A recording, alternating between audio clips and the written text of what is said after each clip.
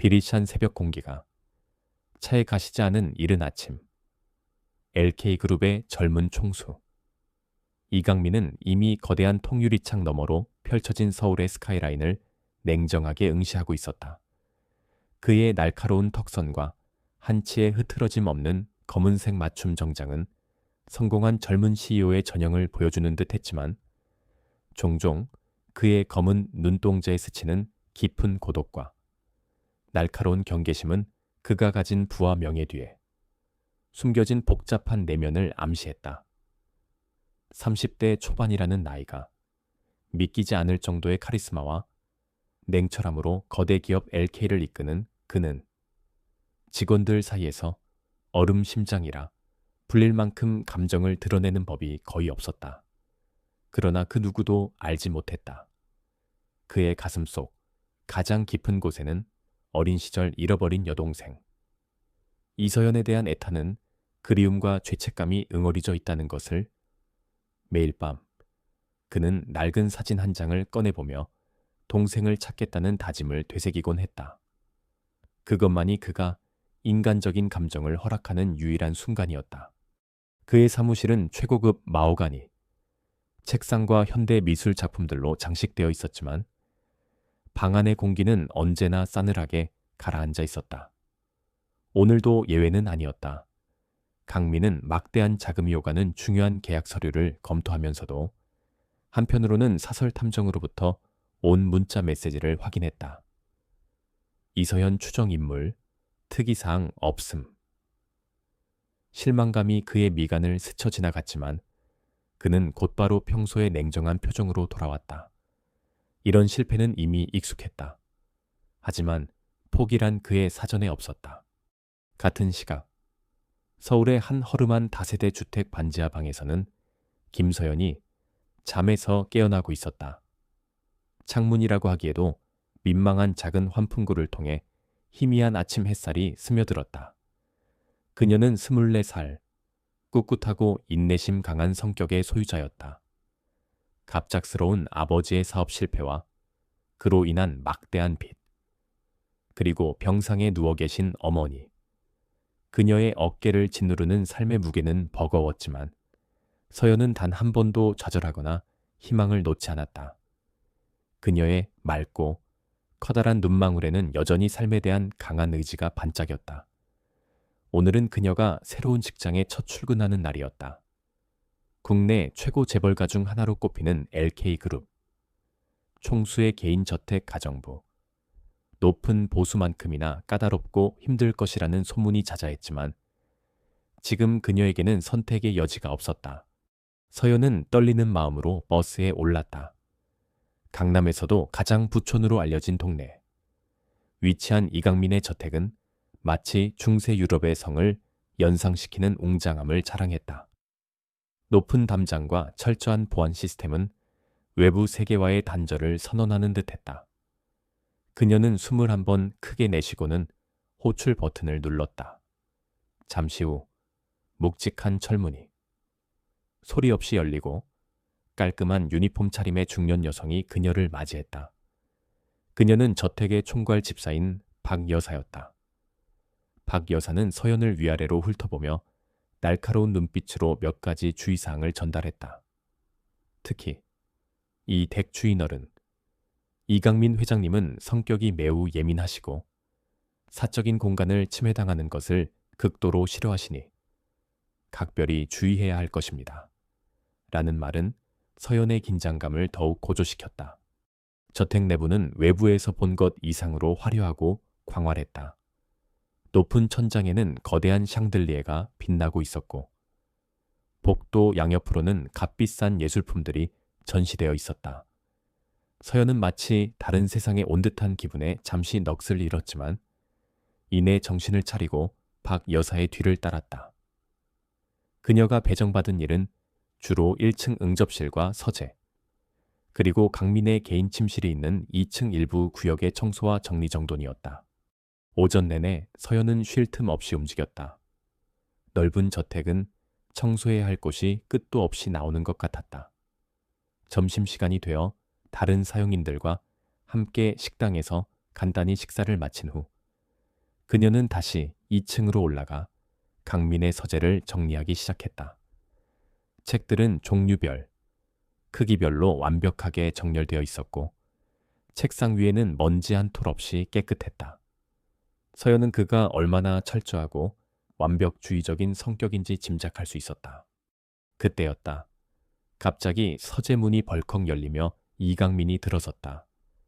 예상치 못한 그의 등장에 서연은 너무 놀라들고 있던 먼지떨이를 바닥에 떨어뜨리고 말았다.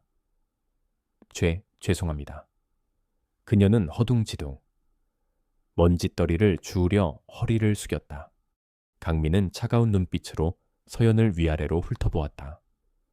그의 시선에는 노골적인 경멸과 짜증이 서려 있었다. 당신이 새로운 가정부인가? 그의 목소리는 얼음장처럼 차가웠다. 네, 오늘부터 일하게 된 김서연이라고 합니다. 서연은 최대한 공손하게 대답하려 애썼지만 그의 위압적인 분위기에 목소리가 살짝 떨리는 것을 느꼈다. 강민은 코웃음을 쳤다. 어디서 이런 어설픈 사람을 데려왔는지 내 서재는 아무나 함부로 드나들 수 있는 곳이 아니라는 것쯤은 알고 있겠지. 그의 말 한마디 한마디는 비수처럼 서연의 가슴에 박혔다. 그는 서연의 허름한 옷차림과 긴장한 기색이 역력한 얼굴을 번갈아 쳐다보며 마치 가치 없는 물건을 보는 듯한 표정을 지었다. 네, 알고 있습니다. 다시는 이런 실수 없도록 주의하겠습니다. 서연은 얼굴이 화끈거리는 것을 느끼며 고개를 숙였다. 그의 눈빛은 마치 그녀의 존재 자체를 부정하는 듯했다. 주의 당신 같은 부류의 인간들이 가장 잘하는 변명이지. 강민은 싸늘하게 말을 이었다. 내 집에서 일하는 동안에는 눈에 거슬리는 행동은 삼가는 게 좋을 거야. 특히 내 사적인 공간에서는 더욱더. 알겠나? 네, 명심하겠습니다. 서연은 입술을 깨물었다. 당장이라도 이곳을 뛰쳐나가고 싶었지만 어머니의 병원비와 산더미 같은 빚을 생각하며 간신히 참아냈다. 그녀는 그의 발치에 떨어진 자신의 초라한 먼지떨이를 보았다. 그것이 마치 지금 자신의 처지를 대변하는 것 같아 더욱 비참한 기분이 들었다. 강민은 더 이상 그녀에게 말할 가치조차 없다는 듯 책상으로 다가가 서류를 집어들었다. 서연은 조용히 서재를 빠져나왔다. 복도에 홀로 남겨진 그녀는 참았던 숨을 몰아쉬었다. 눈가가 뜨거워지는 것을 느꼈지만 눈물을 보이고 싶지는 않았다. 이것이 앞으로 그녀가 감당해야 할 현실이라면 어떻게든 버텨내야 했다. 하지만 이강민이라는 남자의 첫인상은 너무나도 강렬하고 냉혹했다. 그의 눈빛 속에 담긴 차가운 경멸감은 앞으로 두 사람 사이에 노일 깊고 어두운 골짜기를 예고하는 듯했다. 서연은 다시 한번 마음을 다잡았다. 아무리 힘들고 모욕적이더라도 그녀는 여기서 무너질 수 없었다. 그녀에게는 지켜야 할 가족이 있었고 반드시 이겨내야 할 운명이 있었다. 이 거대하고 차가운 저택에서 그녀의 새로운 삶, 그리고 예기치 못한 운명의 소용돌이가 이제 막 시작되고 있었다. 그녀는 아직 알지 못했다. 자신을 그토록 경멸하는 저 오만한 CEO가 사실은 그녀가 그토록 그리워했던 단 하나의 핏줄이라는 것을, 그리고 그들의 만남이 서로의 인생을 송두리째 바꿔놓을 거대한 운명의 서곡이라는 것을. 이강민의 저택에서의 생활은 김서연에게 하루하루가 살얼음판을 걷는 듯한 긴장의 연속이었다. 이강민의 존재 자체가 그녀에게는 무겁게 내리누르는 압박감이었다. 그는 서연이 청소를 하거나 정리를 하고 있을 때면 유령처럼 나타나 매서운 눈초리로 그녀의 일거수일투족을 감시하곤 했다. 아주 작은 실수라도 발견되면 그의 입에서는 얼음보다 차가운 질책이 쏟아졌다. 어느 날 오후, 서연은 이강민의 서재에 놓인 값비싼 도자기를 조심스럽게 닦고 있었다. 먼지 하나라도 남길세라 신경을 곤두쓰고 있었지만 하필이면 그때 강민이 예정보다 일찍 퇴근하여 서재로 들어섰다. 그는 서연이 도자기를 만지고 있는 것을 보자마자 미간을 찌푸렸다. 누가 함부로 내 물건에 손대라고 했지. 그의 목소리에는 짜증과 함께 경멸감이 묻어났다. 서연은 깜짝 놀라 손을 거두며 황급히 대답했다. 회장님, 저는 그저 먼지를 닦고 있었을 뿐입니다. 박 집사님께서 서재 청소를. 변명은 듣고 싶지 않아. 강민은 그녀의 말을 차갑게 끊었다. 당신 같은 사람이 이 물건의 가치를 알기나 해. 흠집이라도 생기면 당신 평생을 벌어도 갚지 못할 거라는 것. 명심하는 게 좋을 거야. 서연의 얼굴이 하얗게 질렸다. 물론 그녀는 그 도자기가 매우 귀중한 물건임을 알고 있었고, 그래서 더욱 조심스럽게 다루고 있었다. 하지만 그의 말은 마치 그녀를 잠재적인 도둑이나 파괴자로 취급하는 듯했다. 굴욕감에 눈가가 뜨거워졌지만 서연은 애써 감정을 억누르며 고개를 숙였다. 죄송합니다. 회장님, 앞으로 더욱 주의하겠습니다. 강민은 콧방귀를 뀌며 그녀를 지나쳐 자신의 책상으로 향했다. 그의 등 뒤에서 서연은 조용히 서재를 나왔다. 복도에 나와서야 그녀는 참았던 숨을 크게 내쉬었다. 그의 말, 한마디 한마디가 날카로운 유리 조각처럼 그녀의 마음에 박혔다. 그녀는 단지 열심히 일해서 돈을 벌고 싶었을 뿐인데 왜 이런 모욕까지 견뎌야 하는지 알 수 없었다. 하지만 그녀에게는 포기할 권리가 없었다. 퇴근 후 무거운 발걸음으로 돌아온 반지하 방에는 병든 어머니가 그녀를 기다리고 있었다. 어머니의 약값과 밀린 병원비, 그리고 아버지의 빚까지. 그녀는 홀로 이 모든 것을 감당해야 했다. 밤늦도록 부업으로 작은 인형 눈을 붙이며 서연은 이강민의 차가운 얼굴과 경멸 어린 눈빛을 떠올렸다. 그럴 때마다 마음 한구석이 시리고 아팠지만 동시에 더욱 강한 오기가 솟아올랐다. 그래, 두고 봐. 언젠가는 당신 같은 사람이 함부로 무시할 수 없는 존재가 될 테니까. 그녀는 눈물을 삼키며 다시금 스스로를 다잡았다. 한편 이강민의 날카로움은 단순히 서연에게만 향하는 것이 아니었다. 그의 주변 모든 것이 그의 신경을 거슬리게 했다. 특히 여동생을 찾는 일에 진전이 없을 때면 그의 예민함은 극에 달했다. 그는 매주 사설 탐정으로부터 보고를 받았지만 돌아오는 것은 실망스러운 결과뿐이었다. 그날도 탐정은 그의 사무실을 찾아와 고개를 숙였다. 회장님, 죄송합니다. 이번에도 이서현 씨로 추정될 만한 단서를 찾지 못했습니다. 저희가 확보했던 몇몇 정보들은 모두 다른 인물인 것으로 확인되었습니다. 강민의 얼굴이 싸늘하게 굳었다. 그는 책상 위에 놓인 여동생의 어릴 적 사진을 내려다보았다. 사진 속에서 해맑게 웃고 있는 어린 서연의 모습. 그 미소를 볼 때마다 그의 가슴은 찢어지는 듯한 아픔을 느꼈다. 능력이 그것밖에 안 되는 건가? 국내 최고라는 탐정사무소의 실력이 고작 이 정도였나? 그의 목소리에는 분노와 절망이 뒤섞여 있었다. 탐정은 그의 질책에 변명조차 하지 못하고 더욱 깊이 고개를 숙였다. 면목 없습니다. 회장님, 하지만 저희도 최선을 다하고 있습니다. 워낙 오래전 일이고 관련된 정보가 너무 부족해서. 됐어. 나가봐. 강민은 더 이상 듣고 싶지 않다는 듯 손짓했다. 탐정이 무거운 발걸음으로 사무실을 나가자 그는 깊은 한숨을 내쉬며 의자에 몸을 기댔다. 서연아, 도대체 어디 있는 거니? 오빠가 이렇게 널 찾고 있는데. 그의 마음속 절규는 누구에게도 들리지 않았다. 이런 감정의 소용돌이가 그를 더욱 냉정하고 방어적인 사람으로 만들고 있었다. 그는 세상 누구도 믿지 않았고 특히 돈 때문에 자신에게 접근하는 사람들을 극도로 혐오했다.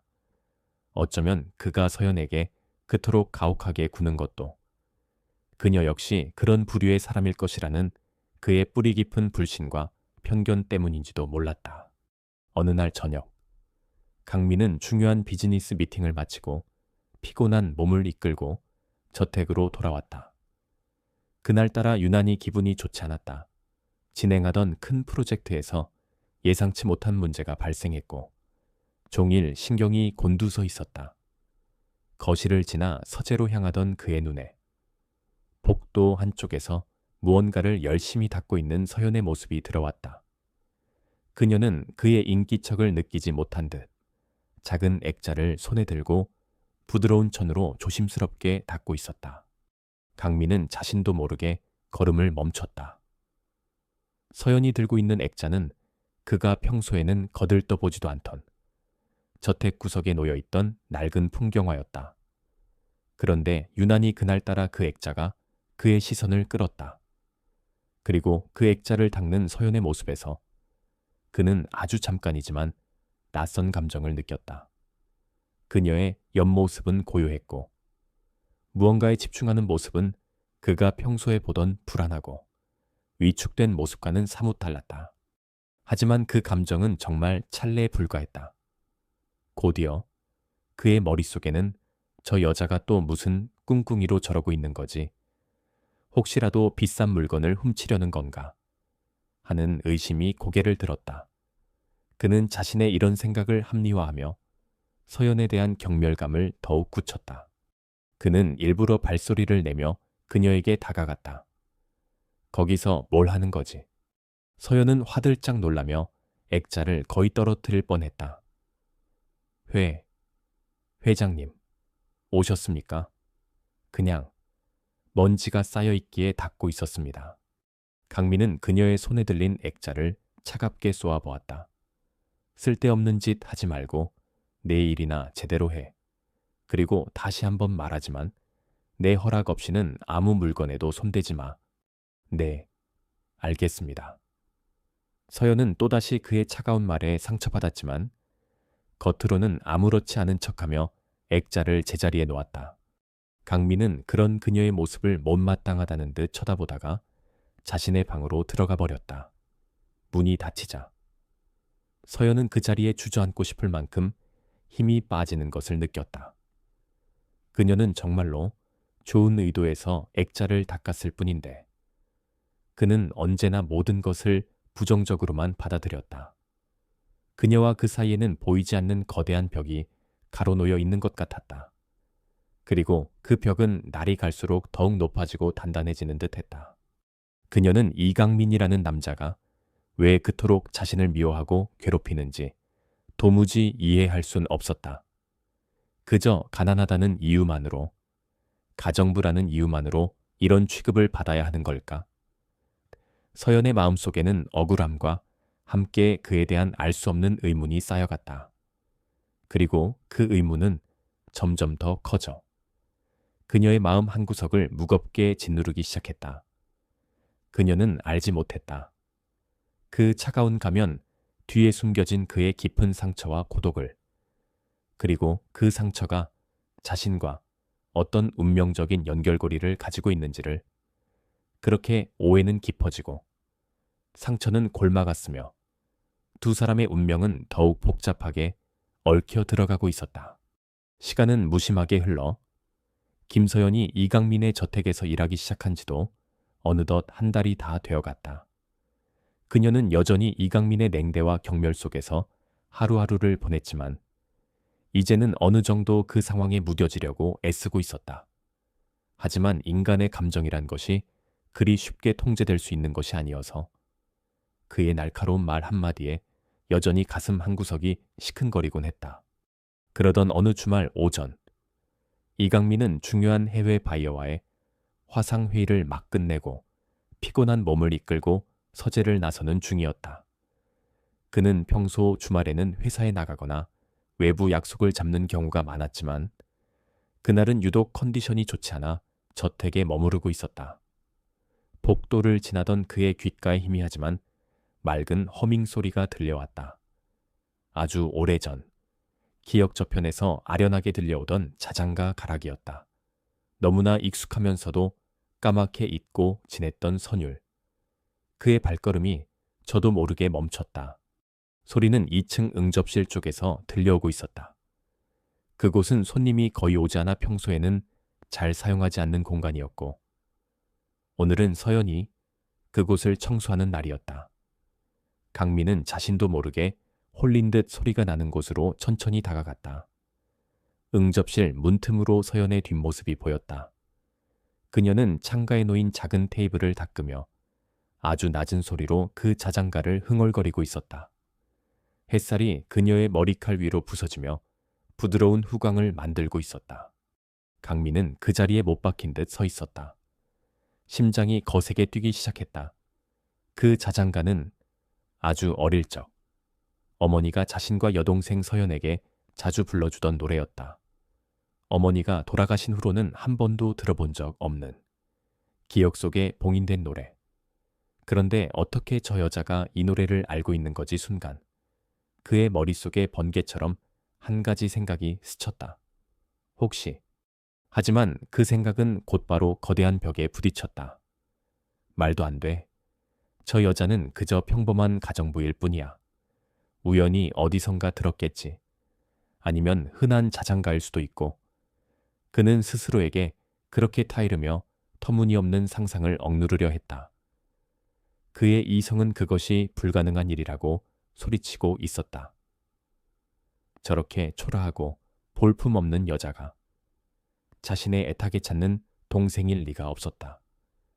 동생은 분명 어딘가에서 고고하고 아름답게 자랐을 것이라고. 그는 언제나 그렇게 믿어왔으니까. 그의 완고한 편견과 오만이 다시 고개를 들었다. 그는 거칠게 헛기침을 하며 응접실로 들어섰다. 지금 근무 시간에 뭘 하는 거지? 그의 목소리는 평소보다 더욱 차갑고 날카로웠다. 어쩌면 그건 그의 내면에서 일어난 짧은 혼란을 감추기 위한 방어기제였을지도 모른다. 서연은 갑작스러운 그의 등장과 질책에 깜짝 놀라 어깨를 움츠렸다. 흥얼거리던 노래도 뚝 끊겼다. 회장님. 죄송합니다. 잠시 내 집에서 돈 받고 일하는 사람이 한가롭게 노래나 흥얼거릴 시간이 있나 보군. 강민은 일부러 더욱 모진 말을 내뱉었다. 그녀의 얼굴에서 당혹감과 상처받은 기색이 역력했지만 그는 애써 외면했다. 아닙니다. 다시는 이런 일 없도록 하겠습니다. 서연은 고개를 푹 숙였다. 그녀는 자신이 왜 또다시 그의 분노를 샀는지 이해할 수 없었다. 그저 어린 시절 어머니가 희미하게 불러주던, 그래서 가끔 자신도 모르게 흥얼거리게 되는 그 노래를 불렀을 뿐인데, 강민은 더 이상 아무 말도 하지 않고 차갑게 그녀를 지나쳐 자신의 방으로 들어가 버렸다. 문이 닫히고 나서야 그는 가쁘게 뛰는 심장을 진정시키려 애썼다. 정신 차리자, 이강민. 저런 여자에게서 헛된 기대를 품지 마. 그는 책상 서랍 깊숙한 곳에서 낡은 사진 한 장을 꺼냈다. 어린 시절 여동생과 함께 찍은 사진이었다. 사진 속에서 환하게 웃고 있는 어린 서연의 모습. 그는 사진을 어루만지며 괴로운 표정을 지었다. 서연아, 네가 사람만 있다면 오빠는 뭐든지 할 수 있어. 한편 서연 역시 그날 이후로 마음속에 풀리지 않는 의문이 하나 더 생겼다. 이강민 회장이 그날 왜 그렇게까지 예민하게 반응했는지, 그리고 자신이 흥얼거린 그 자장가가 왜 그의 심기를 건드렸는지 알 수 없었다. 그러던 중 며칠 뒤 서연은 우연히 박 집사와 다른 사용인들이 나누는 대화를 엿듣게 되었다. 회장님께서 요즘 더욱 날카로워지신 것 같아. 아무래도 오랫동안 찾고 계신 아가씨 때문이겠지. 그러게 말이야. 그렇게 애타게 찾으시는데 아직도 소식이 없으니 얼마나 애가 타실까. 어릴 때 헤어졌다고 하던데 지금쯤이면 어떤 모습으로 자랐을지. 서연은 숨을 죽인 채 그들의 대화에 귀를 기울였다. 이강민 회장에게 잃어버린 여동생이 있다는 사실은 어렴풋이 알고 있었지만 그가 그토록 오랫동안 애타게 찾고 있다는 사실은 처음 알았다. 그리고 그 순간 아주 희미하지만 무언가 가슴 한구석을 치고 지나가는 듯한 느낌을 받았다. 잃어버린 여동생이라. 그녀 자신의 과거 역시 안개처럼 흐릿했다. 아주 어릴 적 기억은 거의 남아있지 않았고 부모님은 그녀가 아주 어릴 때 사고로 돌아가셨다고만 알고 있었다. 지금의 양부모님은 그녀를 입양한 분들이었다. 며칠 후 서연은 이강민의 서재를 청소하다가 평소와 다른 점을 발견했다. 그가 늘 잠가두던 책상, 맨 위, 서랍이 살짝 열려 있었던 것이다. 아마도 그가 급하게 나가면서 깜빡 잊고 잠그지 않은 모양이었다. 호기심이 발동했지만 그녀는 곧바로 고개를 저었다. 하지만 그 순간 서랍 틈새로 아주 살짝 보이는 낡은 사진의 귀퉁이가 그녀의 시선을 사로잡았다. 아주 잠깐이었지만 그 사진 속 어린 여자아이의 모습이 어딘가 모르게 나측다는 강렬한 느낌을 받았다. 그녀는 자신도 모르게 손을 뻗어 서랍을 조금 더 열어보려 했다. 하지만 바로 그때 등 뒤에서 박 집사의 목소리가 들려왔다. 서연 씨, 거기서 뭐 해요? 서연은 심장이 멎는 듯한 충격에 황급히 손을 거두며 돌아섰다. 아, 아무것도 아닙니다. 집사님, 그냥 먼지가 보여서. 그녀의 목소리가 가늘게 떨렸다. 박 집사는 의심스러운 눈초리로 그녀와 책상 서랍을 번갈아 보았지만 이내 별다른 말 없이 다른 지시를 내렸다. 서연은 가슴을 쓸어내렸지만 방금 전 보았던 사진 속 아이의 이미지가 머릿속에서 떠나지 않았다. 그리고 며칠 전 자신이 흥얼거렸던 자장가와 이강민 회장의 기이한 반응, 사용인들의 대화, 그리고 방금 본 사진까지. 모든 것이 마치 조각난 퍼즐처럼 그녀의 머릿속을 맴돌았다. 물론 서연은 이것이 그저 우연의 일치일 뿐이라고, 자신의 처지 때문에 괜한 상상을 하는 것이라고 애써 스스로를 다독였다. 이강민 회장과 자신 사이에는 건널 수 없는 거대한 강이 놓여 있었고 그와 자신이 어떤 특별한 관계로 얽혀 있을 가능성은 전혀 없다고 생각했다. 하지만 한번 피어오른 의심의 씨앗은 쉽게 사라지지 않고 그녀의 마음 깊은 곳에서 아주 작은 뿌리를 내리기 시작했다.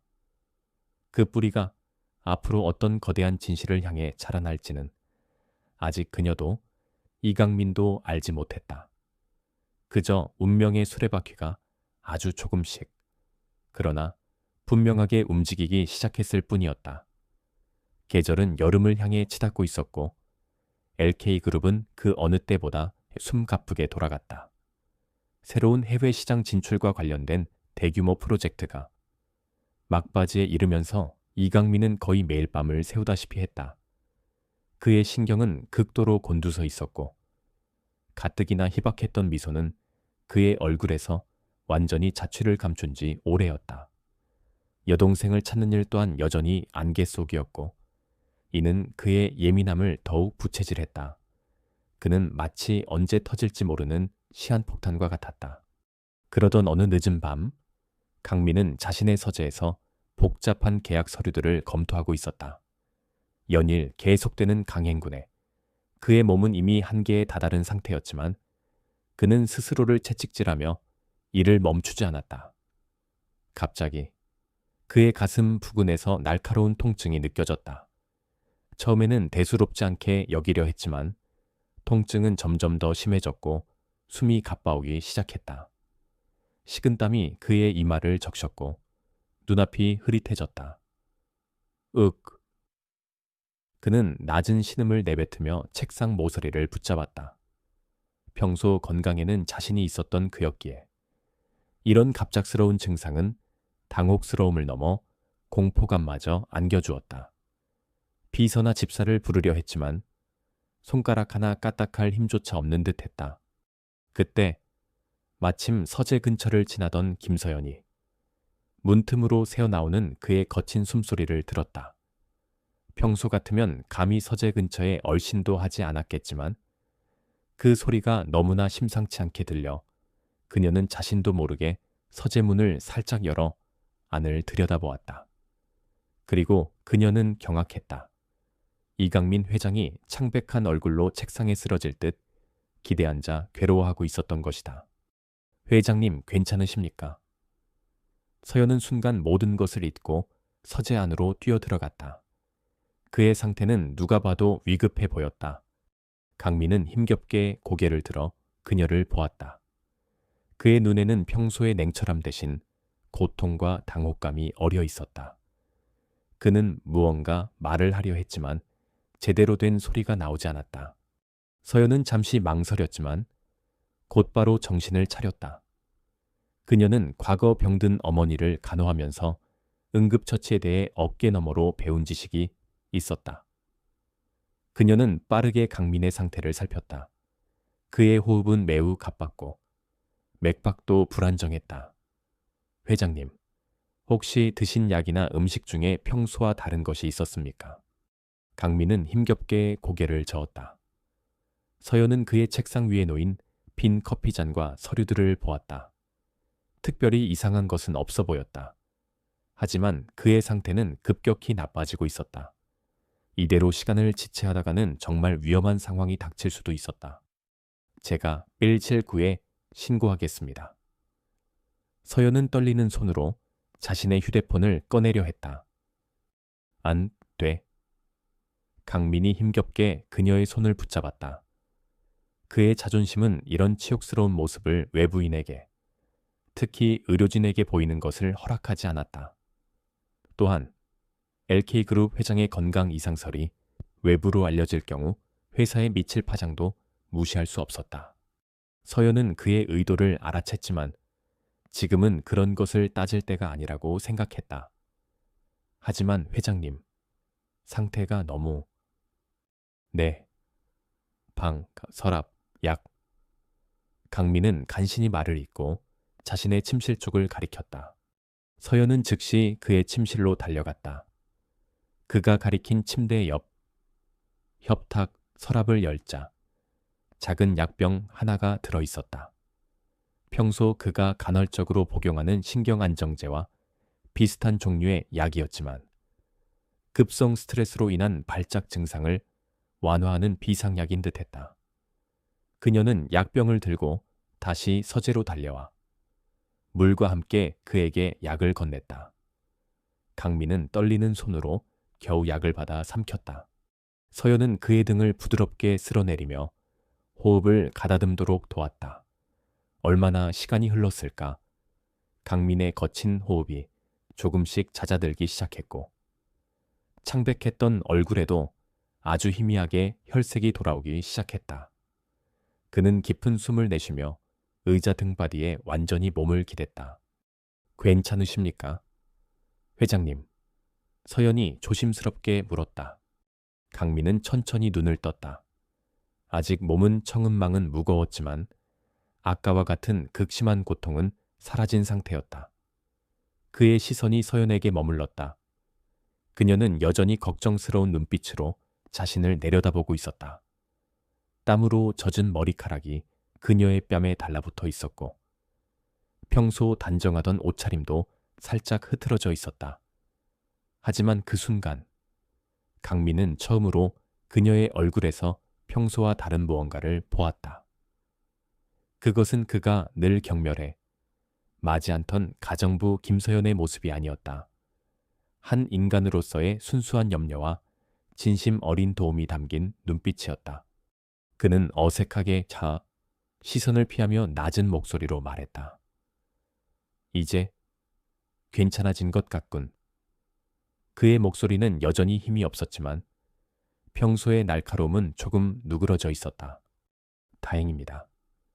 서연은 진심으로 안도하며 가슴을 쓸어내렸다. 혹시 모르니 병원에 가보시는 것이? 됐어. 강민은 그녀의 말을 잘랐다. 아무에게도 말하지 마. 오늘 일은? 그의 말투는 여전히 명령조였지만 그 안에는 이전에는 없던 어떤 복잡한 감정이 실려 있는 듯했다. 네, 알겠습니다. 서연은 순순히 대답했다. 그녀는 그가 감사 인사를 하리라고는 기대하지 않았다. 그저 그가 무사하다는 것만으로도 다행이라고 생각했다. 강민은 서연을 물끄러미 바라보았다. 조금 전 죽음의 공포를 느꼈던 순간 자신을 도운 것은 비서도 집사도 아닌 바로 이 여자였다. 자신이 그토록 무시하고 경멸했던 여자. 만약 그녀가 없었다면 자신은 어떻게 되었을까? 생각만 해도 아찔했다. 그는 혼란스러웠다. 그녀의 행동은 계산된 것이었을까? 아니면 정말 순수한 선이었을까? 그의 머릿속은 복잡한 생각들로 가득 찼지만 한 가지 분명한 것은 있었다. 그녀에 대한 그의 고정관념에 아주 작은 균열이 생기기 시작했다는 것이었다. 나가봐도 좋다. 잠시 후 강민이 힘겹게 입을 열었다. 서연은 조용히 고개를 끄덕이고 서재를 나섰다. 그녀가 나간 후에도 강민은 한동안 그 자리에 앉아 깊은 생각에 잠겼다. 오늘 일은 그에게 많은 것을 생각하게 했다. 그는 언제나 자신이 모든 것을 통제할 수 있다고 믿어왔지만 죽음의 문턱에서는 그 어떤 부와 명예도 소용없다는 것을 깨달았다.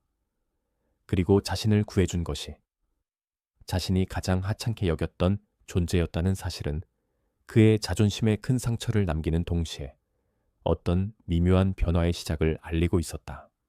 그날 이후 강민은 여전히 서연에게 차갑고 무뚝뚝하게 대했지만 이전과 같은 노골적인 경멸이나 모욕적인 언사는 조금 줄어들었다. 그는 자신도 모르게 서연의 행동을 유심히 관찰하기 시작했다. 그녀는 여전히 묵묵히 자신의 일을 했고 그의 눈치를 살피거나 특별한 대우를 바라는 기색도 전혀 보이지 않았다. 그녀의 그런 모습은 강민의 혼란을 더욱 가중시켰다. 도대체 어떤 인간이지? 그는 처음으로 김서연이라는 한 개인에 대해 의문을 품기 시작했다. 그가 오랫동안 쌓아왔던 견고한 편견의 성벽에 아주 작지만 분명한 금이 가기 시작한 것이었다. 그날 밤의 일 이후 이강민의 내면에는 작은 파문이 일기 시작했다. 그는 여전히 김서연에게 냉담한 태도를 유지하려 애썼지만 무의식적으로 그녀의 행동 하나하나에 신경을 쓰고 있는 자신을 발견하곤 했다. 그녀는 여전히 조용하고 성실하게 자신의 일을 해냈으며 그에게 어떤 특별한 관심이나 보상을 바라는 기색은 전혀 보이지 않았다. 그런 그녀의 일관된 모습은 강민의 혼란을 더욱 깊게 만들었다. 도대체 어떤 인간이기에 그런 상황에서도 저렇게 태어날 수 있는 거지? 그의 오랜 편견과 오만함이 만들어낸 두꺼운 벽에 생긴 균열은 이제 아주 조금씩이지만 분명히 넓어지고 있었다. 그는 사설 탐정에게 여동생을 찾는 일을 다시 한번 독촉했다. 이전에는 그저 막연한 희망과 의무감으로 진행했던 일이라면 이제는 그날 밤 서연이 보여주었던 어떤 가능성 때문에 더욱 절박해진 심정이었다. 물론 그는 자신의 이런 변화를 인정하고 싶지 않았다. 서연과 자신의 잃어버린 동생을 연결시키는 것은 터무니없는 망상이라고 애써 치부하면서도 마음 한구석에서는 혹시나 하는 기대를 완전히 떨쳐버릴 수가 없었다. 몇 주가 흐른 어느 날 탐정으로부터 긴급한 연락이 왔다.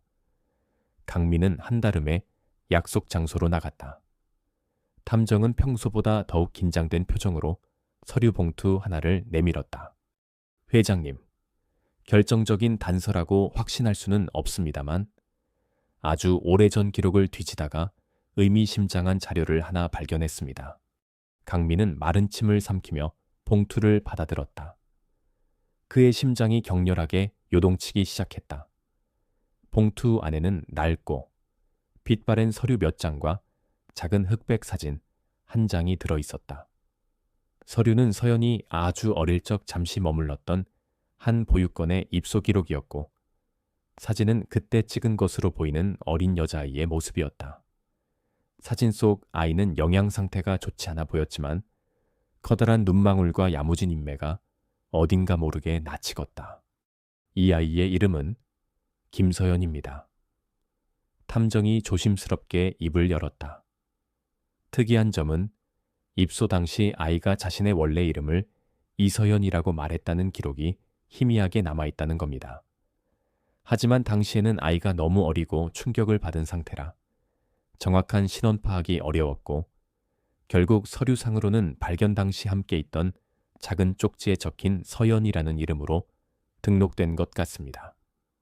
그리고 여기 아이의 왼쪽, 어깨 뒤쪽에 작은 별 모양의 흉터가 있다는 기록도 있습니다. 강민의 손이 가늘게 떨리기 시작했다. 이서연, 별 모양 흉터. 그 두 가지 단서는 그의 뇌리를 강타했다. 어린 시절, 여동생 서연과 함께 나무에서 놀다가 떨어져 왼쪽 어깨 뒤쪽에 작은 상처가 생겼던 기억. 어머니는 그 흉터를 보며 우리 서연이 어깨에 작은 별이 생겼네라며 웃으셨었다.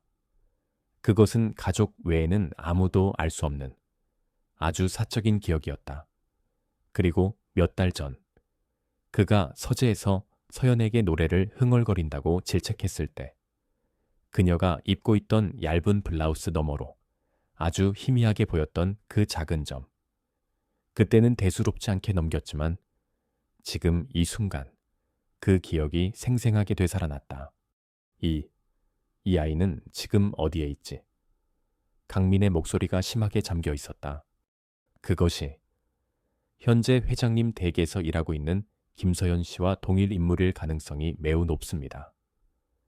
저희가 확보한 김서연 씨의 인적 사항과 보육원 기록상의 아이가 여러 면에서 일치합니다. 강민은 자리에서 벌떡 일어섰다. 머릿속이 하얗게 비는 듯한 충격과 함께 믿을 수 없는 현실 앞에 온몸의 피가 역류하는 듯한 느낌이었다. 그토록 경멸하고 무시했던 가정부 김서연이 자신이 평생을 찾아 헤맨 단 하나의 핏줄, 여동생 이서연일 수도 있다니 이것은 신의 잔인한 농담인가? 아니면 기적인가? 그는 탐정에게 추가 조사를 지시하고 황급히 저택으로 돌아왔다. 그의 머릿속은 온갖 상념으로 뒤엉켜 있었다. 만약 그녀가 정말 서연이라면 그동안 자신이 그녀에게 저질렀던 모진 행동들은 어떻게 되는 것인가? 그는 감히 상상조차 할 수 없었다. 하지만 동시에 꺼져가던 희망의 불씨가 거대한 불길로 타오르는 것을 느꼈다. 그날부터 강민은 아무도 모르게 서연을 더욱 깊이 관찰하기 시작했다. 그는 자신의 혼란스러운 감정을 숨긴 채 최대한 냉정하고 객관적으로 그녀를 파악하려 애썼다. 그는 박 집사에게 서연의 과거에 대해 슬쩍 떠보기도 하고 그녀가 일하는 모습을 먼 발치에서 지켜보기도 했다. 그녀가 흥얼거리던 자장가, 가끔 무심코 내뱉는 말투, 심지어 음식을 먹는 습관까지도 그의 기억 속에 남아있는 어린 동생의 모습과 겹쳐 보였다. 하지만 그럴수록 그는 더욱 신중해졌다. 섣부른 판단으로 그녀에게 또 다른 상처를 주어서는 안 된다고 생각했다. 그리고 무엇보다 이 모든 것이 자신의 간절한 바람이 만들어낸 착각일 수도 있다는 두려움이 그를 짓눌렀다. 한편 서연 역시 강민의 미묘한 변화를 감지하고 있었다. 그가 자신을 대하는 태도가 이전과는 어딘지 모르게 달라졌다는 것을 느꼈다. 여전히 차갑고 무뚝뚝했지만 그 안에 담긴 경멸의 가시는 조금 무뎌진 듯했고 때로는 자신을 뚫어지게 쳐다보는 그의 시선에서 어떤 복잡한 감정을 읽을 수 있었다. 또한 그녀 자신의 마음속에서도 설명할 수 없는 감정들이 꿈틀거리고 있었다. 이따금 떠오르는 아주 오래전 기억의 파편들, 그리고 이 저택과 이강민이라는 사람에게서 느껴지는 기시감. 그녀는 애써 이런 감정들을 무시하려 했지만 마음 한구석에서는 혹시나 하는 작은 의문이 점점 더 커져만 갔다. 그녀는 박 집사에게 조심스럽게 회장님 가족에 대해, 특히 잃어버린 여동생에 대해 물어보기도 했다. 박 집사는 안타까운 표정으로 몇 가지 이야기를 해주었지만 결정적인 단서는 얻을 수 없었다. 강민은 며칠을 고민한 끝에 마지막 확인을 위한 계획을 세웠다. 그는 박 집사에게 자신이 아주 어릴 적 여동생과 함께 가지고 놀던, 지금은 창고 깊숙한 곳에 보관되어 있을 낡은 오르골을 찾아오라고 지시했다. 그 오르골은 여동생이 가장 아끼던 물건이었고 특정한 멜로디가 흘러나왔다. 만약 서연이 그 오르골과 멜로디에 어떤 반응을 보인다면 며칠 뒤 박 집사는 먼지가 뽀얗게 쌓인 작은 나무 오르골을 찾아왔다. 강민은 떨리는 손으로 오르골을 받아들었다. 그리고 다음 날 그는 서연에게 자신의 서재에 있는 특정 책을 가져다 달라고 부탁했다. 그 책은 일부러 오르골이 놓인 테이블 바로 옆에 두었다. 그의 심장은 미친 듯이 뛰고 있었다. 이것이 마지막 시험이었다. 서연은 평소와 다름없이 그의 지시에 따라 서재로 들어왔다. 그녀는 그가 말한 책을 찾기 위해 책장으로 다가갔고 자연스럽게 오르골이 놓인 테이블 옆을 지나치게 되었다. 바로 그 순간 강민은 숨을 죽인 채 그녀의 반응을 살폈다. 서연의 시선이 무심코 테이블 위에 낡은 오르골에 닿았다. 아주 짧은 순간이었지만 그녀의 발걸음이 미세하게 멈칫하는 것을 강민은 놓치지 않았다. 그녀의 눈빛이 살짝 흔들리는 듯했고 알 수 없는 표정이 그녀의 얼굴을 스쳐 지나갔다. 그녀는 곧바로 다시 책을 향해 시선을 돌렸지만 강민은 이미 확신에 가까운 예감을 느꼈다. 심장이 목구멍까지 차오르는 듯한 격렬한 감정이 그를 휩쌌다. 이제 더 이상 외면할 수 없었다. 눈앞에 저 여자가 바로 자신이 평생을 찾아 헤맨 여동생일지도 모른다는 끔찍하면서도 황홀한 진실이 그의 눈앞에 다가오고 있었다. 서재 안의 공기는 금방이라도 터질 듯한 긴장감으로 가득 차 있었다. 이강민은 떨리는 손으로 낡은 오르골을 매만지며 서재로 들어서는 김서연을 응시했다. 그의 심장은 광포하게 날뛰고 있었고 숨 막히는 침묵 속에서 오직 그의 거친 숨소리만이 들리는 듯했다. 서연은 그의 부름에 평소처럼 응했지만 어딘지 모르게 평소와 다른 그의 분위기에 의아함을 느끼며 조심스럽게 그에게 다가갔다. 회장님, 부르셨습니까? 강민은 천천히 고개를 들었다. 그의 눈빛은 이전과는 확연히 달랐다. 차가움과 오만함 대신 깊은 고뇌와 알 수 없는 슬픔, 그리고 희미한 기대감 같은 것이 뒤섞여 있었다. 그는 아무 말 없이 테이블 위에 놓인 낡은 오르골을 가리켰다. 서연의 시선이 오르골에 머물렀다. 며칠 전 책을 찾으러 왔을 때 스치듯 보았던 바로 그 오르골이었다. 그때도 이상하게 마음이 끌렸던 물건. 그녀는 왜 회장님이 갑자기 이 낡은 오르골을 자신에게 보여주는지 이해할 수 없었다. 이것, 기억하나? 강민의 목소리가 미세하게 떨리고 있었다. 서연은 고개를 갸웃거렸다. 죄송합니다만 잘 모르겠습니다. 혹시 제가 예전에 이 물건을 본 적이 있었던가요? 그녀의 기억 속에는 이 오르골에 대한 어떤 정보도 없었다. 하지만 이상하게도 오르골을 보고 있자니 가슴 한구석이 아련하게 저려왔다. 마치 잊고 지냈던 소중한 무언가를 다시 만난 듯한 설명할 수 없는 감정이었다. 강민은 마른 침을 삼키며 천천히 오르골의 태엽을 감았다. 그리고 잠시 후 낡은 오르골에서는 조금은 불안정하지만 맑고 청가한 멜로디가 흘러나오기 시작했다. 아주 오래된 자장가 가락이었다. 서연이 가끔 자신도 모르게 흥얼거리던 바로 그 멜로디. 멜로디가 울려 퍼지는 순간 서연의 표정이 미세하게 굳어졌다. 그녀의 눈동자가 크게 흔들렸고 머릿속에서 마치 안개가 걷히듯 희미한 기억의 조각들이 떠오르기 시작했다. 따뜻한 햇살 아래 누군가가 이 노래를 불러주던 기억. 아주 어릴 적 자신보다 훨씬 큰 남자아이의 등 뒤에서 이 노래를 들으며 까르르 웃던 기억. 그 아이의 손은 항상 따뜻했고 자신을 보던 눈빛은 다정했다. 하지만 그 아이의 얼굴은 안개처럼 흐릿했다. 이 노래. 서연의 입에서 자신도 모르게 작은 탄성이 흘러나왔다. 눈가가 뜨거워지며 눈물이 핑 돌았다. 강민은 그녀의 반응을 숨죽여 지켜보고 있었다. 그의 심장은 터질 것 같았다. 그는 떨리는 손으로 책상 서랍에서 탐정이 가져다준 낡은 사진과 서류들을 꺼내 테이블 위에 올려놓았다. 내 이름, 원래 이름이 이서연 맞나? 서연은 충격으로 얼어붙은 듯 그를 바라보았다. 이서연. 그 이름은 너무나 낯설면서도 동시에 심장의 가장 깊은 곳을 강하게 두드리는 듯 했다. 그녀는 아무 말도 할 수 없었다. 강민은 사진을 그녀 앞으로 밀었다. 사진 속에는 볼이 통통한 어린 여자아이가 해맑게 웃고 있었다. 그리고 그 아이의 왼쪽 어깨 뒤편에는 왼쪽 어깨 뒤에 작은 별 모양 흉터가 있을 텐데 그 순간 서연의 머릿속을 하얗게 만들었던 안개가 완전히 걷히는 듯 했다. 그녀는 자신도 모르게 왼쪽 어깨 뒤쪽을 매만졌다. 그곳에는 아주 어릴 적 생긴, 지금은 거의 희미해진 작은 흉터가 있었다. 양어머니는 그저 어릴 때 넘어져서 생긴 상처라고만 말했었다.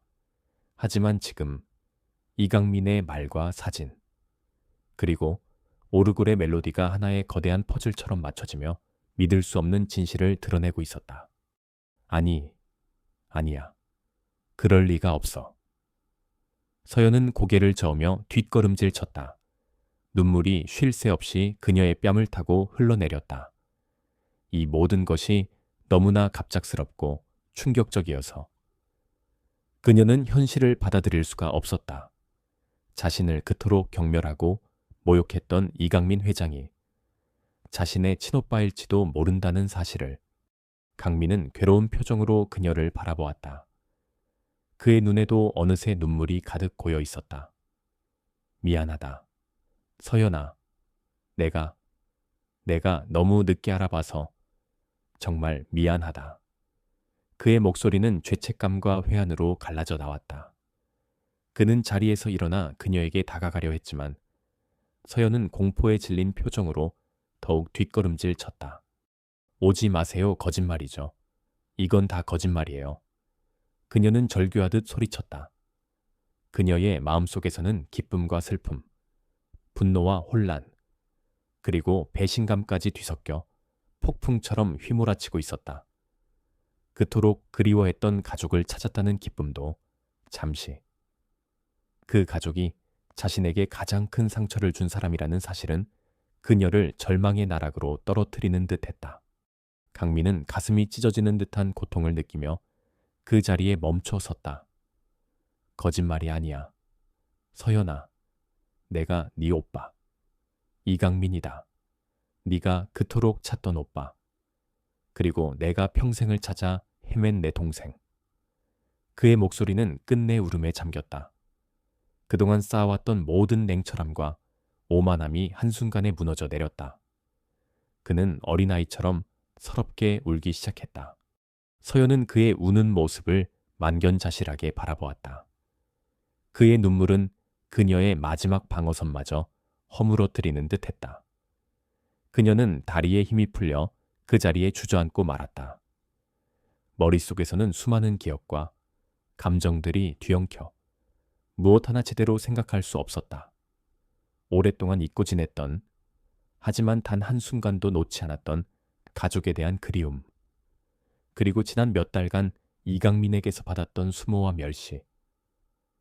이 모든 것이 한꺼번에 그녀를 덮쳐왔다. 왜 저한테 그렇게 모질게 대하셨어요? 제가 그렇게 미우셨어요? 그녀는 울먹이며 물었다.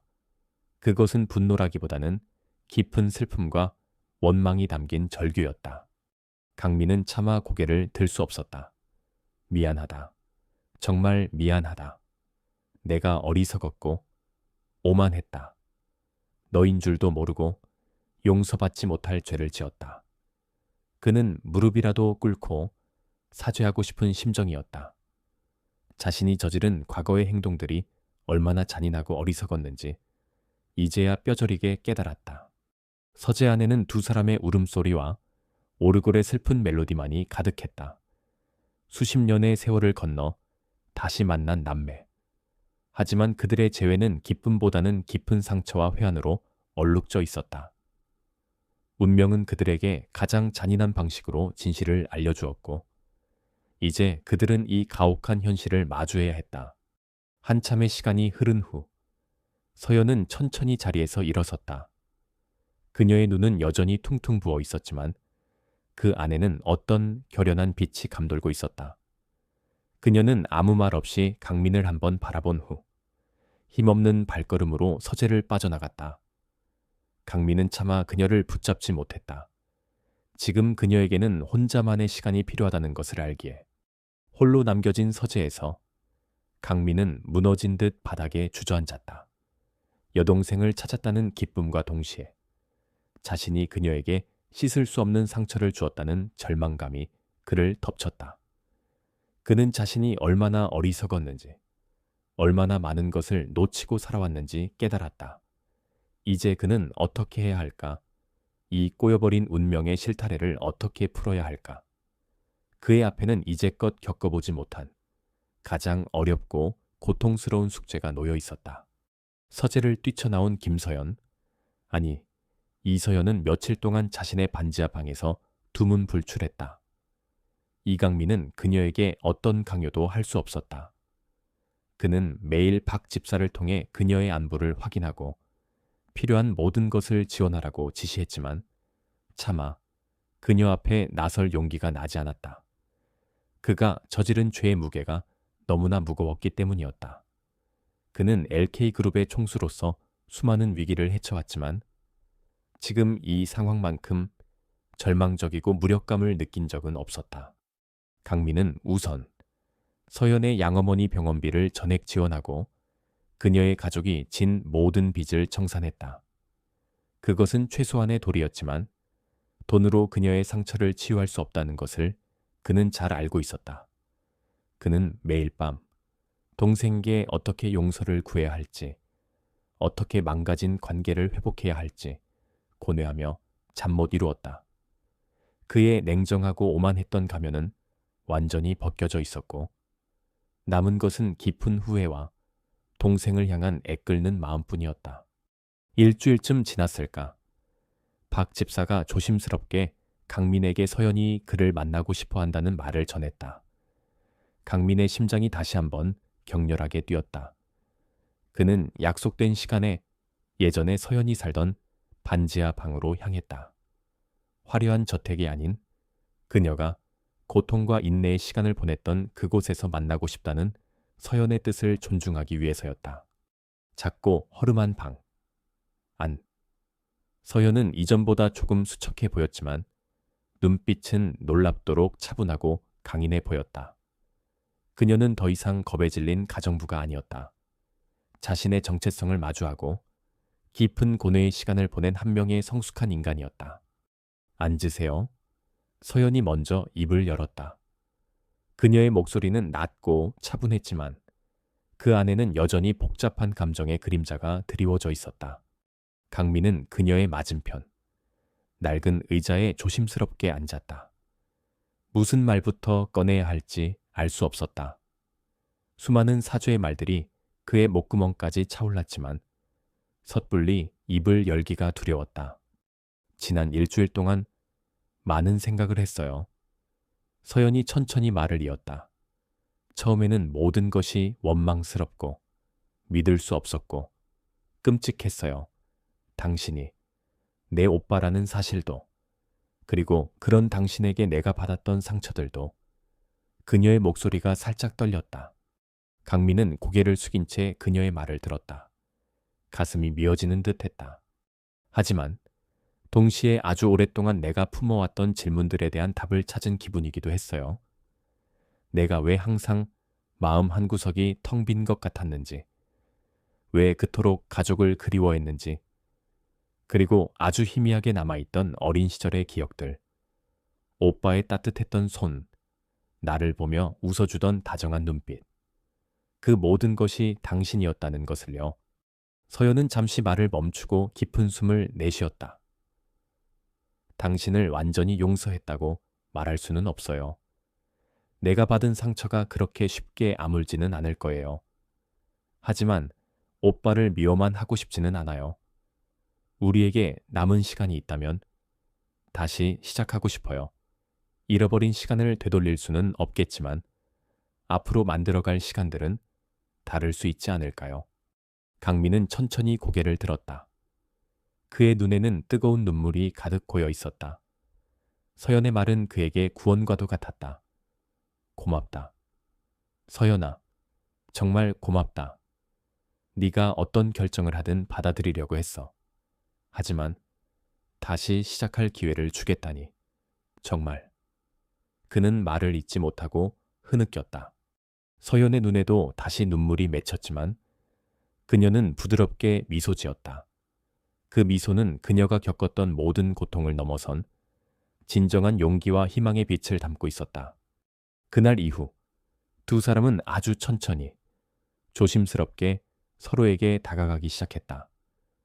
강민은 서연과 그녀의 양어머니를 자신의 저택으로 모셨다. 서연의 양어머니는 최고의 의료진에게 집중적인 치료를 받으며 빠르게 건강을 회복해 갔다. 강민은 매일 시간을 내어 서연과 대화를 나누었고 어린 시절의 추억들을 공유하며 서로를 알아갔다. 그는 자신의 오만함과 편견이 어디서부터 시작되었는지, 그리고 그것이 얼마나 많은 사람들에게 상처를 주었는지 서연에게 솔직하게 고백했다. 서연은 그의 진심 어린 반성과 변화를 느끼며 마음의 문을 조금씩 열어갔다. 강민은 더 이상 LK그룹의 냉혈한 CEO가 아니었다. 그는 직원들에게 더욱 인간적으로 다가갔고 회사의 이익뿐만 아니라 사회적 책임에 대해서도 깊이 고민하기 시작했다. 그의 변화는 주변 사람들에게도 긍정적인 영향을 미쳤다. 특히 박 집사는 두 남매의 관계가 회복되는 것을 보며 남몰래 눈물을 훔치곤 했다. 서연은 갑작스러운 환경 변화에 처음에는 어색해했지만 특유의 강인함과 총명함으로 빠르게 적응해 나갔다. 그녀는 강민의 권유로 못다한 학업을 다시 시작했고 동시에 자신이 진정으로 원하는 것이 무엇인지 탐색하는 시간을 가졌다. 그녀는 더 이상 누군가의 아래에서 일하는 존재가 아니었다. 자신의 삶을 스스로 선택하고 만들어갈 수 있는 주체적인 존재로 거듭났다. 몇 달 후 서연과 강민은 함께 부모님의 산소를 찾았다. 두 사람의 손에는 하얀 국화꽃이 들려 있었다. 그들은 말없이 부모님의 묘비 앞에 서서 한참 동안 기도를 드렸다. 수십 년 만에 다시 찾은 완전한 가족. 비록 그 과정은 고통스럽고 힘들었지만 그들은 마침내 서로를 찾았고 서로의 상처를 보듬으며 새로운 삶을 시작할 준비가 되어 있었다. 석양이 아름답게 물드는 하늘 아래 나란히 서 있는 두 사람의 모습은 한 폭의 그림과 같았다. 그들의 얼굴에는 지난날의 아픔 대신 잔잔한 미소와 미래에 대한 희망이 어려 있었다. 운명의 잔인한 장난은 그들을 갈라놓았지만 결국 더 강한 사랑과 이해로 그들을 다시 묶어주었다. 이제 그들 앞에는 눈물 대신 웃음이, 절망 대신 희망이 가득한 새로운 인생의 장이 펼쳐질 것이었다. 이강민과 이서연, 두 사람의 이야기는 이제 막 새로운 시작을 알리고 있었다. 에필로그 1년 후 LK그룹의 사옥 앞은 여느 때와 다름없이 분주했지만 그 안을 오가는 사람들의 표정은 이전보다 한결 밝아져 있었다. 이강민 회장의 변화는 회사 전체에 긍정적인 바람을 불어넣었다. 그는 여전히 카리스마 넘치는 리더였지만 그의 결정에는 냉철함과 함께 따뜻한 인간미가 더해졌다. 이서연은 대학에서 경영학을 공부하며 뛰어난 재능을 보였다. 그녀는 오빠의 회사에 합류하는 대신 자신만의 방식으로 사회에 기여할 수 있는 길을 모색하고 있었다. 그녀는 어린 시절 자신과 같은 아픔을 겪는 아이들을 돕기 위한 작은 재단을 설립했고 강민은 그런 동생을 물심양면으로 지원했다. 오늘 두 사람은 오랜만에 함께 저녁 식사를 하기로 했다. 강민이 직접 운전하는 차 안에서 서연은 창밖의 풍경을 바라보며 미소 지었다. 오빠, 오늘따라 기분이 좋아 보이시네요. 강민은 룸미러로 서연을 보며 웃었다. 네 덕분이지. 네가 내 곁에 있다는 것만으로도 세상 모든 것을 가진 기분이니까. 그의 목소리는 진심으로 행복해 보였다. 서연의 마음도 따뜻해졌다. 지난 1년은 그녀에게도 기적과 같은 시간이었다.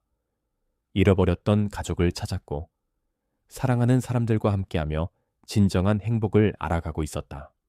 차가 한강이 보이는 레스토랑 앞에 멈춰 섰다. 강민이 먼저 내려 서연을 위해 차문을 열어주었다. 두 사람은 나란히 레스토랑으로 들어섰다. 그들의 발걸음은 가볍고 희망찼다. 한때 서로를 알아보지 못하고 상처를 주었던 그들이었지만 이제는 세상 그 누구보다 서로를 아끼고 사랑하는 남매가 되어 있었다. 그들의 이야기는 진정한 용서와 사랑, 그리고 가족의 의미를 되새기게 하는 아름다운 해피엔딩으로 마무리되고 있었다. 그리고 이렇게 또 한 운명이 결정되었고 또 한 편의 이야기가 완성되었습니다. 이 여정을 함께 해주신 뜻깊은 영혼들께 깊은 감사의 말씀을 드립니다. 여러분 한 분, 한 분의 청취와 응원이 이야기하는 열정에 큰 힘이 되었습니다. 앞으로 펼쳐질 또 다른 이야기 속에서 만날 수 있도록 구독 버튼을 눌러주세요. 지금은 작별 인사를 드리며 여러분 모두에게 좋은 일만 가득하길 기원합니다.